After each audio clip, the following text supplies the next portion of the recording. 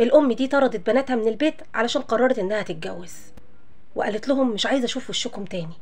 فالبنت قالت لها حرام عليك يا ماما، هنروح فين؟ قالت لها ما تقوليليش كلمه ماما دي تاني، انا مش امكم، روحوا لابوكم، كفايه عليا كده. فالبنت قالت لها واختي المريضه اللي محتاجه عمليه اتصرف معاها ازاي؟ طيب هاتي اي فلوس نصرفها، انا ما معيش فلوس خالص. فالام ردت عليهم وقالت لهم ماليش دعوه، روحوا لابوكم هو اللي يصرف عليكم ويدفع لكم فلوس العمليه، ومش عايزه اشوف وش ولا واحده فيكم تاني، كفايه العمر اللي ضيعته علشانكم. فالبنتين مشيوا وهم مكسورين الخاطر. البنت سالت اختها هنعمل ايه؟ قالت لها مفيش حل غير ان احنا نروح لبابا. وفعلا الاتنين راحوا لوالدهم. الاب اول ما شافهم اتصدم، لان هو كمان لسه متجوز جديد ومتجوز واحده غنيه جدا. فمراته قالت له هم مين دول؟ قال لها دول بناتي. فالبنت قالت له هي مين الست اللي معاك دي؟ قال لها دي مرات الجديده. فالبنتين محبوش يعملوا مشكله لوالدهم، فقالوا له احنا كنا جايين نطمن عليك وماشيين. فالاب قال لهم لا طبعا، انا حاسس ان في حاجه.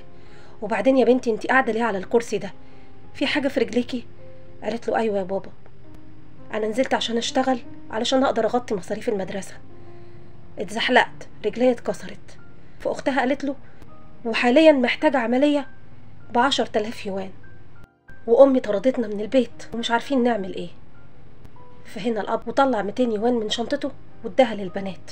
فهنا مراته اتضايقت جدا، اخدت منه الفلوس وقالت له حصلني على المكتب وانتوا كمان تعالوا معاه. فالبنات قالوا له احنا اسفين جدا، احنا كده عملنا لك مشكله. قال لها يا بنتي اللي انت شايفاه ده كله مش ملكي، كله ملك مراتي، بس انا هحاول اتصرف لكم في فلوس، بس مش هينفع تمشوا الا لما تدخلوا لها المكتب علشان ما تزعلش.